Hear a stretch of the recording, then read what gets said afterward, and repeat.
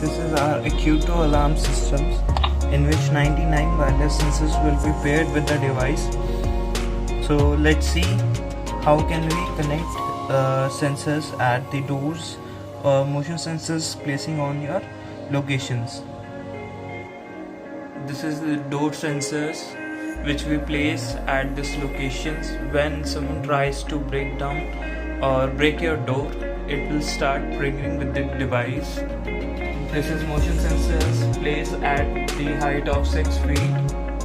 When someone tries to enter your room, the alarm will trigger with the help of the motion sensor.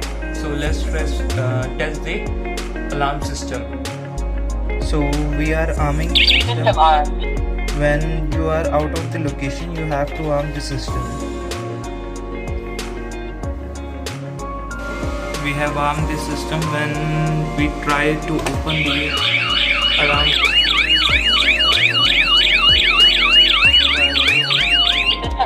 Let's just arm it. Now we test the motion sensor. We arm the systems, and as I enter the room,